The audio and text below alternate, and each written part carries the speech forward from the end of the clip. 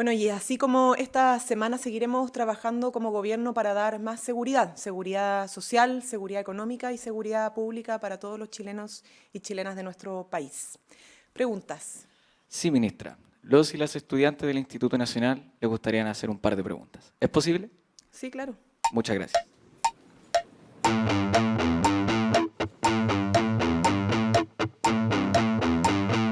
Estudiantes preguntan. Conozcamos a las y los estudiantes que participan en esta temporada. Florencia Quirós, Vicente Webster, Antonia Cartagena, Francisco Reyes, Nicolás Schoenfeld, Ainhoa de Saint-Pierre, Joaquín Salas, Camilo Jara.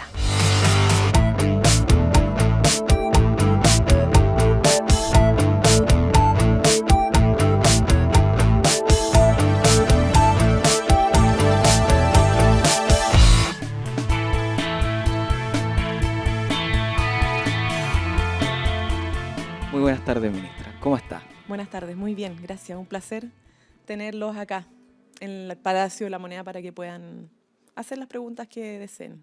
Muchas gracias a usted por recibirnos. Vamos a iniciar con la primera parte del programa, que son preguntas de contexto. ¿Considera usted que nos estamos acercando a un parlamentarismo, entendiendo la gran oposición que sufre el gobierno actualmente, con un sector como la UDI que en un momento se resistió a legislar?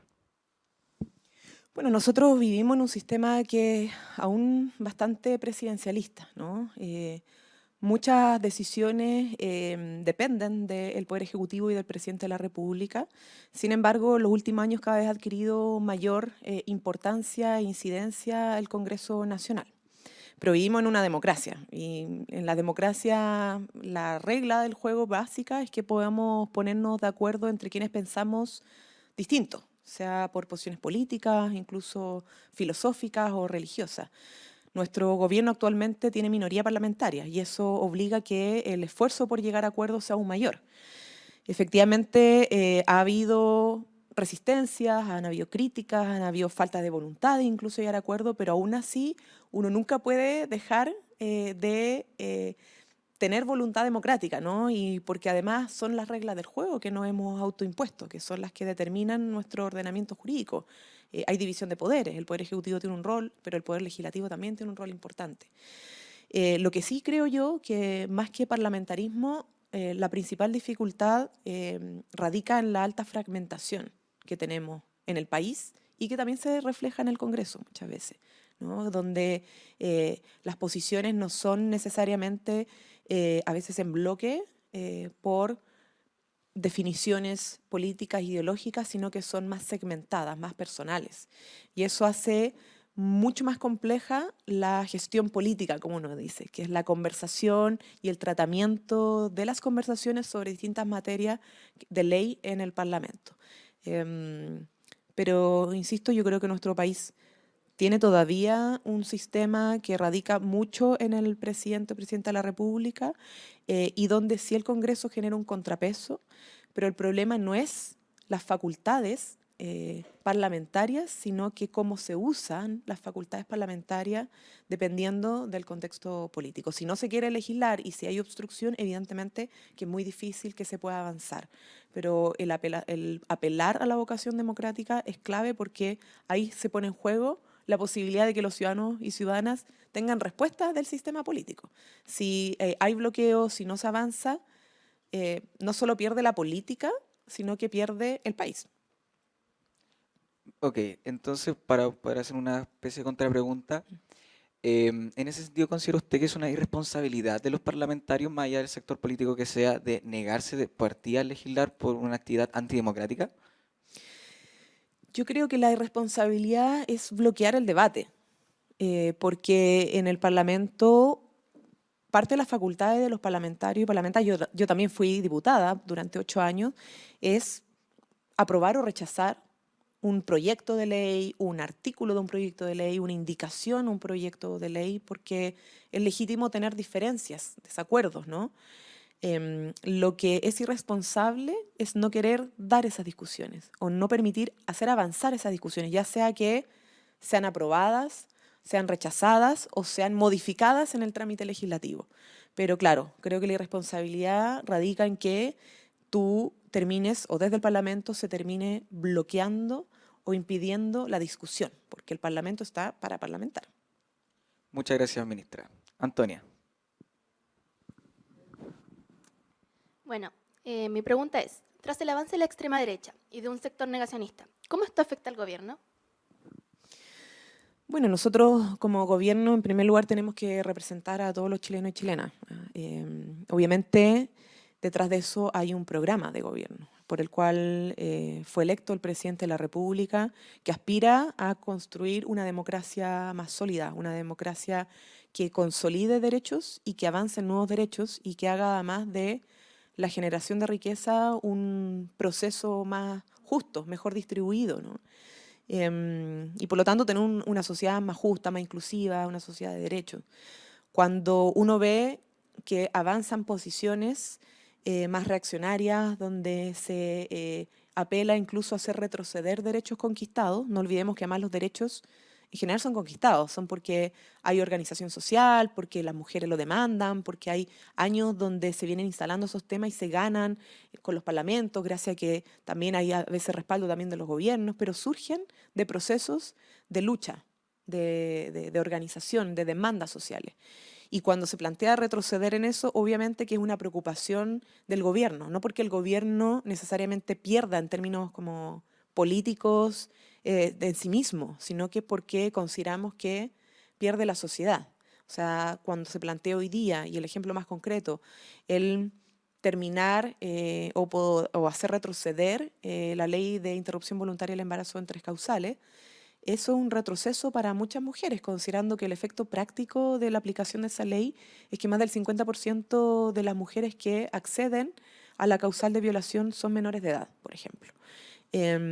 Entonces, como decirle a esas niñas que en el caso de una violación ya no van a poder decidir si continuar con su embarazo o interrumpirlo. O sea, se van a ver nuevamente obligadas por la presión social y por estar penalizado a tener que tenerlo. Y eso es obviamente un retroceso desde el punto de vista de los derechos sexuales y reproductivos de las mujeres. Entonces, la preocupación que le asiste al gobierno es por el efecto social que tiene el avance de posiciones que son antiderechos para las mujeres o que, no sé, lisa y llanamente pretenden, por ejemplo, imponer una mirada religiosa al resto de la sociedad, cuando las religiones están bien que tengan un lugar en la sociedad, tienen que ser respetadas, pero no pueden imponerse a todo el mundo, ¿no? La separación del Estado y la iglesia o la religión es clave en eso, pueden convivir, pero no se puede imponer una mirada hacia todo el sistema. Entonces, claro, nos preocupa no tanto por el gobierno en sí mismo, sino los efectos sociales que tienen esas posiciones. Muchas gracias. Le dejo a mi compañera Florencia. Muy buenas tardes, ministra. Buenas tardes. Esta es mi pregunta respecto a las mujeres de este país. En el país se ha trabajado sobre los derechos de las mujeres, pero también se han presentado problemáticas de abuso y agresión a ellas. Ustedes como gobierno, ¿qué medidas pretenden tomar con respecto a estos problemas?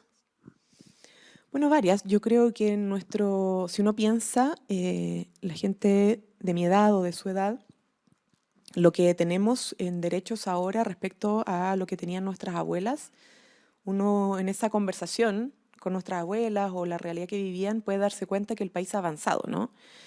Y por lo tanto, hoy día, por ejemplo, hablar de los distintos derechos que tenemos que tener las mujeres o incluso las distintas violencias que sufrimos es más natural que hace un tiempo atrás. O el tratamiento en los medios de comunicación del rol del género femenino o los estereotipos están mucho más marcados que ahora. O sea, hoy día hay ciertos cambios culturales y concretos, pero falta por avanzar.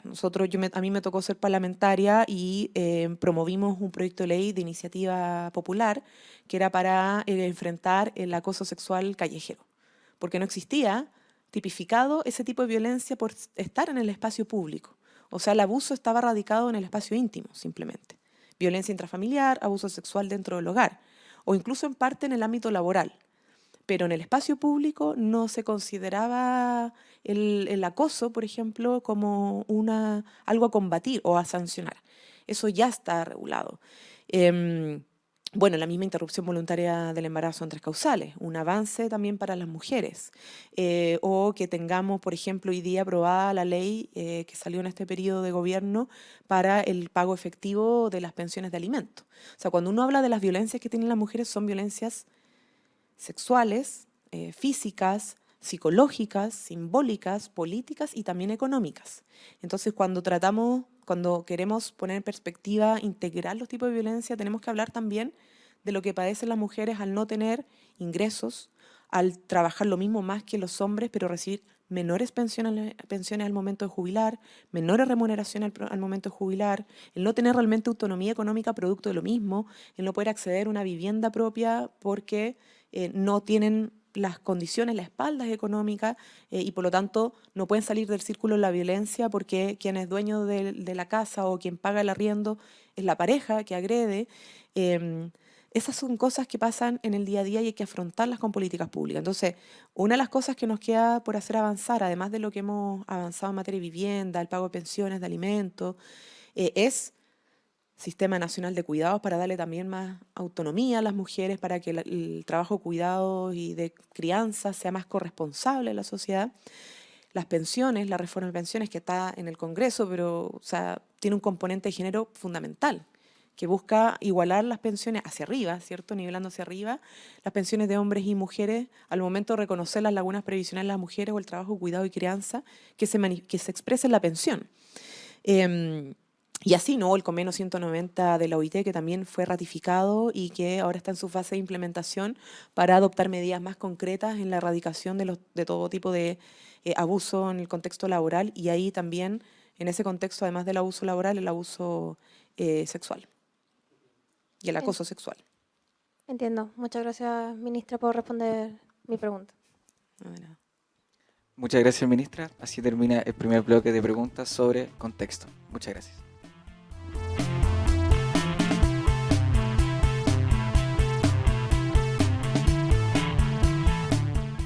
Le damos la bienvenida al segundo bloque, esta vez con la temática de educación. Ministra, ¿son suficientes las reformas en educación y, de no ser así, hacia dónde cree usted que deben avanzar?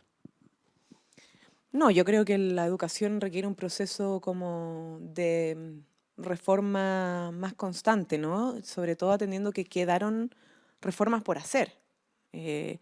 Las últimas que vivió nuestro país nos permitieron iniciar el proceso de desmunicipalización, pero eso todavía está en curso y también tiene sus desafíos que enfrentar. De hecho, uno de ellos es cómo adecuamos el proceso de traspaso de las escuelas desde los municipios hacia el Estado. También nos falta discutir más, por ejemplo, del modelo de financiamiento de la educación en general. Esos son los servicios locales, ¿o no? Claro, de los Eso, servicios ok. locales de educación. Hay una discusión pendiente, por ejemplo, sobre el mecanismo de la subvención escolar preferencial, si hay que flexibilizarlo o no. Y hay discusiones que tienen que ver más con lo cualitativo también, cómo se refuerzan los proyectos educativos desde una perspectiva más actual de lo que necesita nuestra sociedad. Ya estamos conversando, por ejemplo, de cómo enfrentar el fenómeno de la inteligencia artificial, ¿no? Y eso implica la alfabetización digital. Ya los niños nacen con la tecnología en la mano. Por lo tanto, la educación tiene que sufrir procesos constantes de cambio para adecuarse a los desafíos y las necesidades del presente y futuro del país.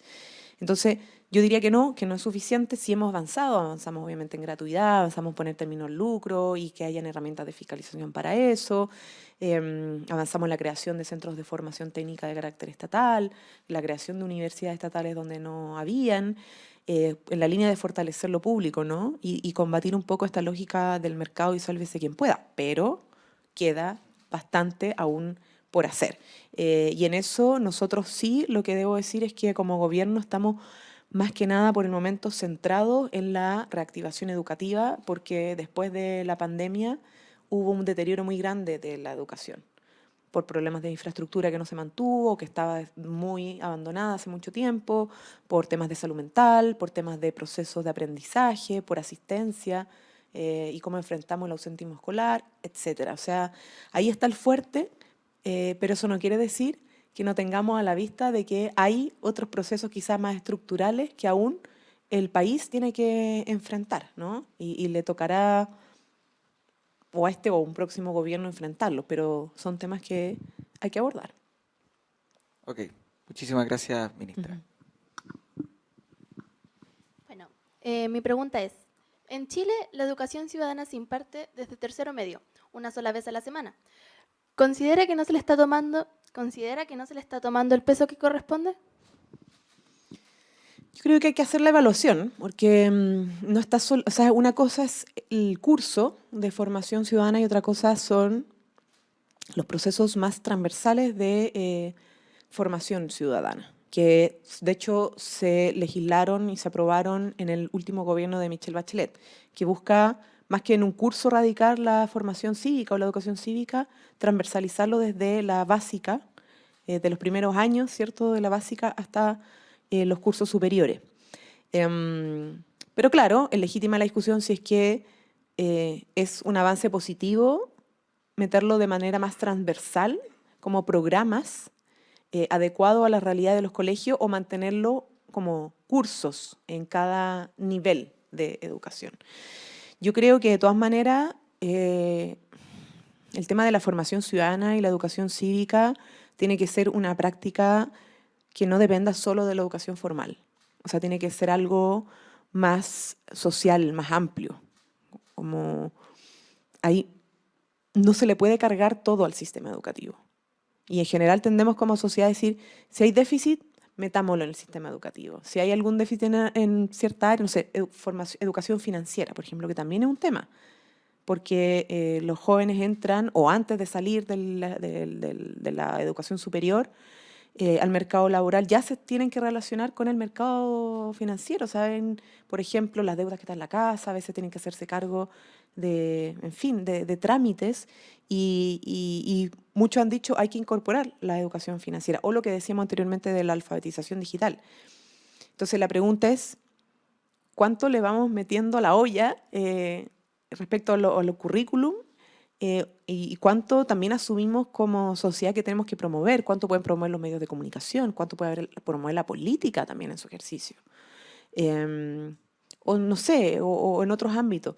Entonces yo creo que falta mucho de reposicionar lo que es la educación cívica, la educación ciudadana, la formación ciudadana, como en los valores compartidos de la sociedad, y no solamente en el plano educacional, que digo que, o sea, sí hay que hacerlo ahí también, pero asumamos toda una responsabilidad en eso. Y no solamente a los profesores y profesoras. También pasa por la comunidad, los vecinos, vecinas, cómo hacen comunidad, pasa por las familias. O sea, tenemos que lograr promover eso. El otro día entregamos 320 viviendas en la región del Maule a un grupo, bueno, de comités de allegados, principalmente mujeres, dirigentes mujeres, y lo que señalamos siempre es que no basta con tener una vivienda, o sea, eso es un sueño para muchas familias, tener su casa. Pero ahora el desafío, después de tener la llave de su vivienda, era ver cómo ordenaban su vida en común, cómo aprendemos a vivir en común, cómo aprendemos a ver si hay animales y algunos, no sé, dicen, pucha, el animal se me está metiendo a mi casa y no está esterilizado, otros, no sé, los juegos hasta qué hora, la música, el volumen, o sea, son cosas que son domésticas, pero que son clave como ordenarlas en la convivencia del colectivo. O sea, hacer barrio, hacer comunidad implica también un proceso de formación ciudadana, que es que no vivimos solos en este mundo, no estamos solos, vivimos en sociedad. Y eso es lo básico, y por lo tanto la educación social, cívica, ciudadana, es un proceso constante que hay que promover. Y no algo que solamente se pueda aprender o adquirir desde un currículum en una sala de clases. Muchas gracias. Le dejo a mi compañera Florencia. Bueno, ministra, con respecto a las luchas estudiantiles, ¿cree usted que hay más diferencias o semejanzas entre los movimientos estudiantiles, en el movimiento estudiantil que conoció usted al que conocemos nosotros hoy en día? Es difícil pregunta. Yo creo que cada movimiento estudiantil tiene sus propias características y dinámicas. A mí me tocó un momento donde la movilización social fue muy grande y donde habían centros de estudiantes y federaciones constituidos en gran parte de las instituciones. Entonces tenían mucha orgánica. O sea, había organización constituida en el movimiento estudiantil y había, obviamente también muchas diferencias, pero también había mucha capacidad de generar como síntesis y acuerdos básicos para poder avanzar. Hoy día yo no estoy dentro del movimiento estudiantil, obviamente, así que eso es parte del rol de ustedes, lo que podrán transmitir, pero lo que se ve es que cuando hay convocatorias estudiantiles no se habla de las demandas estudiantiles y se habla solamente de los hechos de violencia, que también nos pasaba en su momento, pero era tanta la cantidad de estudiantes que salían a manifestarse y de manera pacífica que eso igual quedaba en un lugar mucho más acotado dentro de todo. Y hoy día, lamentablemente, cuando se habla de esos temas se asocia más a la agenda de seguridad porque, obvio, es un problema que se estén quemando salas de clase, escuelas o que rocíen con líquido acelerante a una persona. Esas cosas son brutalidades, ¿no? Y que no se podría atribuir a una causa por la educación pública o el derecho a la educación. Son hechos de violencia. Entonces, lamentablemente, ese tipo de actos, frente además a la ausencia de movilización más grande de estudiantes pacífica, hace que se quiera como confundir las cosas, ¿no? Y eso es como del contexto, es algo lamentable, porque yo sé además, y lo sabemos desde el gobierno, a través del Ministerio de Educación, que hay muchas demandas del estudiantado que son perfectamente atendibles, ¿no? Porque son parte del problema que estamos viviendo aún en nuestro sistema educativo. Salud mental, infraestructura, temas de licencias, por ejemplo, la situación de los profesores y profesoras, en fin, o sea, están todos esos temas que son parte de los problemas de fondo que se pierden producto de esos hechos de violencia. Muchas gracias, ministro. Yo quiero ir con una contrapregunta, aprovechando lo que bien mencionaba la respuesta que le entregó a Antonia, de que vivimos en una sociedad colectiva que no sabe vivir en sociedad.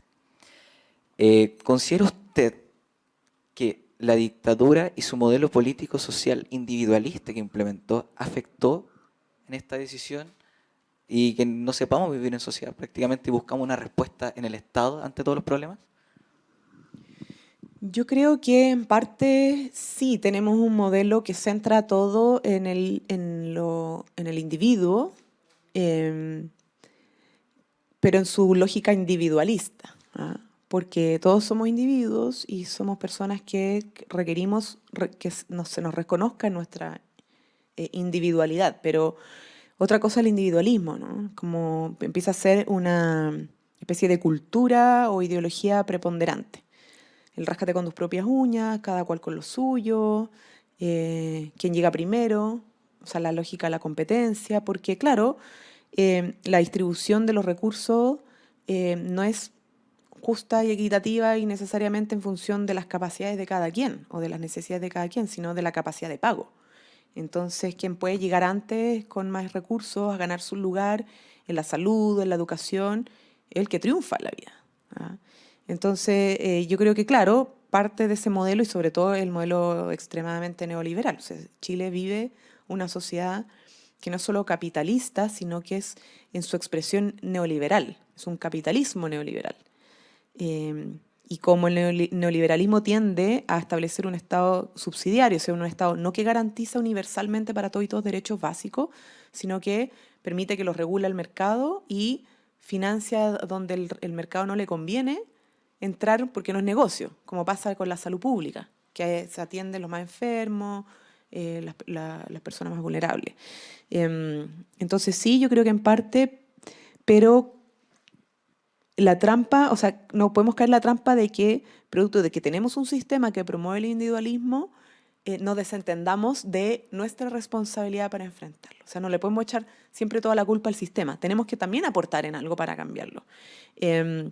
Y ese algo implica que el Estado no lo entendamos como en la lógica de cliente, ¿no? Como que el Estado sino que cómo es el carácter del Estado y cómo yo también transformo ese carácter del Estado. O sea, si solo lo tensiono para pedir como demanda específica y no digo, mira, es que el Estado funciona así de esta manera, como asignador de recursos, que lo asigne en función como de la focalización, pero quizá en vez de pelearnos por quién le llega el foco de recursos, tensionando desde una organización o un territorio, es mejor decir, bueno, ¿cómo pensamos el global? Y por lo tanto, ¿cómo es el Estado que necesitamos para cubrir las necesidades de Arica a Magallanes, pensando en los recursos que tenemos? Entonces, hay una mirada más política de fondo y por eso esto de, que es un poco contradictorio, con esto termino, cuando se dice la persona neoliberal de esa posición ideológica dice el Estado hay que achicarlo, ¿no? El Estado es muy grande, hay que achicarlo al máximo, ¿no? Pero cuando hay problemas, es esa misma persona neoliberal que dice ¿dónde está el Estado? Por ejemplo, para la emergencia. ¿Y por qué el Estado no está acá y allá y allá y con todo y con los recursos inmediatamente para reconstruir un puente y por qué se demora? Bueno, es que si se quiere un Estado que esté resolviendo más rápidamente todos los problemas o atendiendo a la salud de todas las personas de manera más rápida, se requiere un Estado más fuerte y más grande, ¿no? Por eso en la discusión del carácter del Estado tiene mucho que ver con cómo construimos una sociedad más colectiva y no tan individualista. ¿Podemos hablar incluso de un Estado más independiente? ¿Más que dependiente de los privados? Yo creo que los privados dependen del Estado. También es como, porque los mismos privados que dicen que hay que achicar el Estado son los que también financian gran parte de sus negocios a costa del subsidio del Estado, ¿no? Porque, por ejemplo, la construcción. La construcción no la hace el Estado no construye, el Estado pasa la plata y quien construye son los privados, las constructoras. No digo que no tienen que hacerlo, pero con los recursos que se mueven, en gran parte con eso son públicos. Entonces hay una interdependencia en un Estado subsidiario. Yo creo que hay que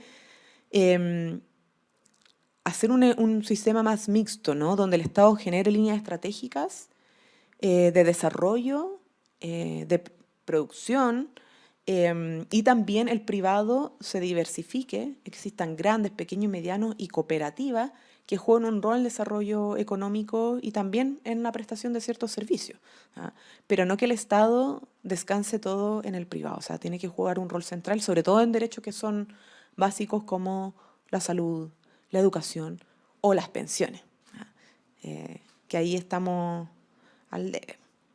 Y al final terminamos poniendo la mayoría de los recursos también desde el Estado, porque la AFP, si ustedes miran la planilla de las pensiones de las personas, o sea, la mínima parte tiene dos componentes. La pensión autofinanciada, que es la que te da tu capitalización individual, o sea, tu cotización en la AFP, es la que te entrega la AFP por tu ahorro individual. O sea, a las mujeres les da 40 lucas, 60, 70, 80, en el sector como más vulnerable y la gran mayoría.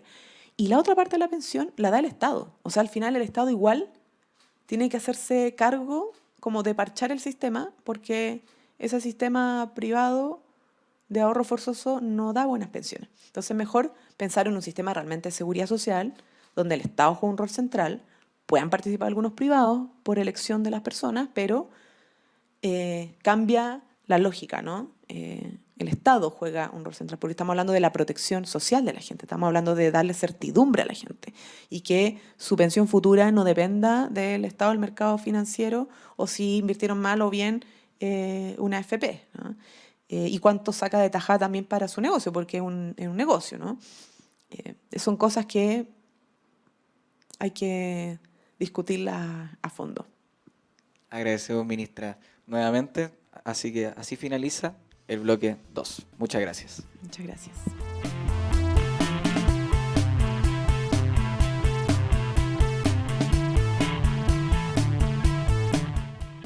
Le damos la bienvenida al bloque número 3. Esta vez hablaremos con la ministra sobre futuro. Voy a continuar con la línea que estábamos trabajando anteriormente, con lo último que alcanzamos a conversar, sobre esta línea mixta, sobre esta forma o este modelo de Estado, cómo debería funcionar o no. Una pregunta bastante a futuro, así que, ¿cómo el gobierno espera lograr llegar a un estado de bienestar en su estado pleno en nuestro sistema neoliberal? Wow, bueno, esta pregunta bien profunda porque da para harto, ¿no? Pero, a ver, nosotros creemos que Chile no ha alcanzado, o sea, nunca alcanzó tampoco como otros países capitalistas el desarrollo industrial que otros alcanzaron. No alcanzó a desarrollar esas fuerzas productivas, de hecho, se interrumpieron, ¿no? Y empezó una lógica neoliberal muy rentista, o sea, como empresas nacionales, transnacionales, multinacionales que crearon empresas, pero más que generar productos con valor agregado y una industria muy desarrollada, generan renta, ¿ah? Y commodities, ¿no? Y se venden al exterior. Entonces, para tener un estado de bienestar que pueda sostener la cobertura universal de salud, por ejemplo, oportuna, de calidad, independiente del territorio en el que se está, o una mayor educación más fortalecida, con mejor infraestructura, con más dotación, etcétera, o el sistema de pensiones, por ejemplo, en fin, mayor cobertura en vivienda, o sea, tener viviendas y barrios de mejor calidad que lo promueva el Estado. Se requiere un sistema económico un poquito más moderno, o sea, que tengamos, por ejemplo, la industria nacional del litio, que tengamos una industria sostenible, pero más robusta, o sea, que no haga que solo vendamos y exportemos litio, sino que generemos cadenas productivas y que generemos valor agregado y que hayan encadenamientos productivos, o sea, una economía más robusta que permita mayor generación de riqueza, pero también mejor distribución a través de un estado de bienestar. Entonces, es un modelo que no hay recetas para estas cosas, o sea, hay una línea, una visión, y nosotros queremos avanzar en esa dirección como sociedad. No depende solo de un gobierno, nosotros estamos haciendo un aporte, tenemos una mirada estratégica en eso, por eso lo de hidrógeno verde, la estrategia, como decía, de la Estrategia Nacional del Litio, el tema del manejo de las cuencas hidrográficas, a propósito del tema del agua, que también es clave en estos momentos, los institutos tecnológicos, en fin, y por el área de los derechos, pensiones, obviamente, el pacto fiscal también para empezar a redistribuir mejor los recursos, el sistema nacional de cuidados, que es un tema que en los estados de bienestar clásicos que conocemos en Europa no está tan consagrado tampoco, porque es un tema más, entre comillas, nuevo, el hablar de sistemas de cuidados, y eso cambia obviamente también la forma de entender los estados de bienestar del siglo XXI y también de acuerdo a la realidad regional, que es Latinoamérica. Nuestra realidad en la región no es lo mismo que la de Europa, ¿no? Entonces, esa tiene también que asimilar los desafíos que se presentan en torno al tema climático o en torno al tema de pueblos originarios o en torno al tema de género, en torno a los temas de cómo nos relacionamos con nuestros recursos naturales, etc. Pero eso es más o menos nuestra mirada, ¿no? Queremos un estado de bienestar que proteja, que cuide y que también genere desarrollo. Muchas gracias, ministra. Bueno, antes de terminar el año, ¿qué se viene en derechos sociales? Bueno,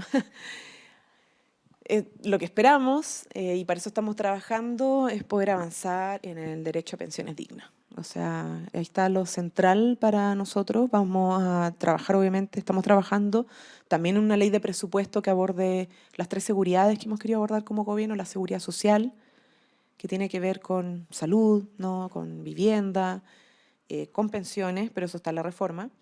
La seguridad económica, que tiene que ver con trabajo, por ejemplo, con reactivación productiva, o reactivación económica, y la seguridad pública, que tiene que ver con la agenda de prevención, persecución y sanción al delito y al crimen organizado. Pero en derechos sociales, así como gruesos, es reforma de pensiones para subir la PGU 150.000 pesos y tener un sistema de protección social con aportes de los empleadores, y así nivelar también hacia arriba las pensiones, dejar presentado una propuesta de sistema nacional de cuidado. Esperamos que a fin de año tener ya presentada esa propuesta, que no es menor, y hacernos cargo también del tema salud, por contingencia, pero también por mirada estratégica. Las ISAPRES están en una crisis, tenemos que aplicar el fallo de la Corte Suprema. Eso amerita una ley corta que se está tramitando en el Congreso Nacional, que requiere un acuerdo para ver cómo hacer que las ISAPRES cumplan con lo que establece ese fallo, pero eso implica también fortalecer FONASA, ¿ya? Y fortalecer el Fondo Universal de Salud, porque ya el sistema público y ya FONASA está atendiendo a gran parte de los usuarios de las ISAPRES que han migrado al sector público, tanto por atención como por, bueno, no, principalmente porque pasan al fondo a FONASA. Entonces, también FONASA tiene que hacerse cargo de cara a una reforma en salud o a cambios profundos en salud, a fortalecerse, en su modernizarse, fortalecerse, para lograr administrar el nivel de usuarios que está teniendo que administrar. Muchas gracias. Bueno, Bueno, ministra, esta pregunta está un poco ligada a la educación también, pero con respecto a los estudiantes del futuro de nuestro país, ¿cómo se está trabajando para preparar a los y las estudiantes para la participación ciudadana, considerando la rápida evolución de la tecnología y la automatización? wow. Mira, como te decía, hay varias líneas. Ahora, lo que respecta a educación, hay varios programas que transversalmente abordan el tema de la participación. Si uno piensa, por ejemplo, en lo que se ha estado conversando para la educación sexual integral, eso implica hacer encuentros participativos, no es imponer una mirada, es tener una conversación sobre cómo incorporamos el respeto en la educación sexual y afectiva, ¿no? Estamos, bueno, con el proceso de reactivación, que es prioritario, porque cuando uno gobierna tiene que también ordenar las prioridades, ¿no? Y no podemos dejar atrás el que se retomen los procesos de aprendizaje. Estamos también con todo lo que se está desarrollando desde el Ministerio de Ciencia y Tecnología en varias áreas del desarrollo científico y tecnológico con instituciones de educación superior, para también mejorar la participación y la inclusión en el desarrollo de la ciencia. Y por otro lado, yo creo que este tipo de cosas, ¿no? Como que los estudiantes sepan siempre que tienen un espacio en la conversación pública y política. Y que eso no es solo la manifestación y la marcha, que bienvenido sea, yo vengo de ahí, ¿no? Pero si no es también como tienen una voz y también tienen inquietudes. Y hay que aprender a relacionarnos como en eso, o sea, el diálogo intergeneracional. Y cómo también promovemos la participación en los territorios de los estudiantes. Nosotros estamos ahora con un proceso de conversación sobre la ley 20.500, que es de participación ciudadana, pero en el sector público principalmente, pero también cómo las instituciones públicas no solo tienen sus consejos de la sociedad civil, que son los COSOC, sino que también se hacen cargo de, al momento de elaborar políticas públicas, recoger la opinión ciudadana en los territorios. Que lo encuentro en las comunas, con las juntas de vecinos, también hayan estudiantes, por ejemplo. O sea, que en el fondo que comprendamos que la participación ciudadana no es solo lo gremial, como no es solo lo sectorial, sino que es también más amplia y que es parte de un ejercicio más cotidiano.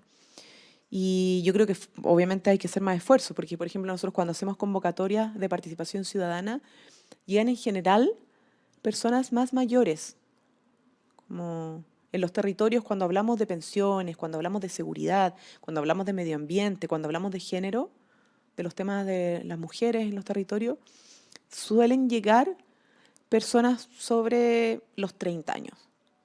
Y hay una parte de la juventud que no está en ese ámbito de la participación, o porque no la estamos convocando lo suficientemente bien, no estamos usando las plataformas adecuadas, los horarios, no lo sé, pero ahí tenemos una deuda, creo, en lo que es la conversación ciudadana, donde se construyen o se levantan muchas propuestas e ideas para la posterior elaboración de las políticas públicas. ¿Hay como gestiones o actividades que ustedes piensan como gobierno para incentivar a los estudiantes a la participación ciudadana y para aprender sobre ella? Bueno, a ver, tenemos tantos procesos que se implican participación que tenemos que convocar. Tenemos varias campañas, pero que son de distintos ámbitos. Por ejemplo, las que son sobre, y que construimos en una mesa con las agrupaciones sobre diversidad y disidencias sexuales, por ejemplo. Y que son campañas que incentivan la participación o son campañas educativas. También campañas sobre violencia hacia las mujeres. Ya no recuerdo todas, pero tenemos como planes anuales de distintas campañas de participación, de educación y de formación que van abordando distintas realidades. Y respecto al ámbito educacional de las instituciones, claro, pues el Ministerio de Educación también desarrolla varios planes y programas de incentivo a la participación. Ahora, temas como normativos pendientes está en la situación de las instancias de toma de decisión, ¿no?, dentro de los establecimientos educacionales, que probablemente ustedes lo han conversado también. En mis tiempos era una demanda que es cuánto derecho, no solo a voz, sino que a voto y en qué ámbitos tienen los estudiantes dentro de la comunidad escolar.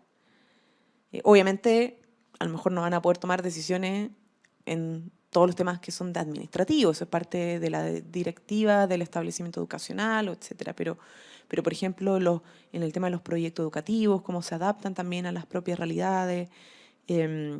Ahora, el problema que radica ahí es que muchas veces no están ni siquiera constituidos los consejos, ¿no?, o los centros de estudiantes.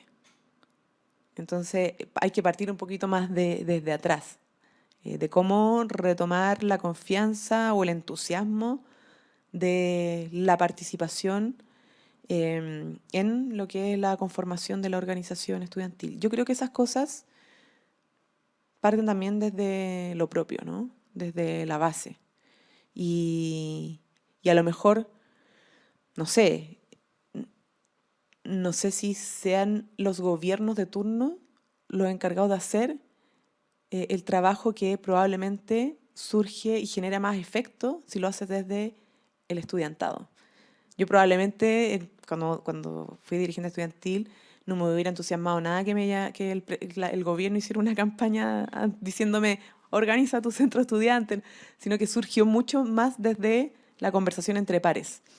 Y creo que eso es lo que es como la mejor campaña para incentivar la participación, el cómo los propios estudiantes generan una conversación y una toma de conciencia sobre eso. Muchas gracias, ministra, por responder mi pregunta. No, de nada. Para ya finalizar, ministra, primero agradecer nuevamente el recibimiento acá a nosotros y a la comunidad educativa del Instituto Nacional. Así que algunas palabras que nos quiera dejar a nosotros principalmente y sobre todo a todos los estudiantes que nos están viendo por UChile TV. Bueno, muy contenta de la entrevista. Creo que además las preguntas estuvieron muy interesantes, de verdad. Por lo general no tengo la oportunidad de ser entrevistada por estudiantes en este espacio. Hay periodistas de distintos medios de comunicación. Así que para nosotros es un placer poder recibirlo, más del Instituto Nacional, mostrar las inquietudes, además de los institutanos e institutanas, más allá de lo que usualmente se comenta en los medios de comunicación sobre el Instituto Nacional, es mucho más que algunos hechos de violencia, que es muy bonito además ver mujeres institutanas, ¿ah? Porque eso habla de un cambio también importante en el Instituto Nacional, y que hayan 2 mujeres acá presentes en la entrevista también es importante. Felicitarlos también por sus responsabilidades y nada, espero que les haya servido la entrevista, porque es primera vez que tenemos este formato acá en la vocería de gobierno. Muchas gracias, ministra. Finalizamos con Estudiantes Preguntan. Nuevamente agradecemos a las compañeras y a todo Chile TV. Muchas gracias. Muchas gracias.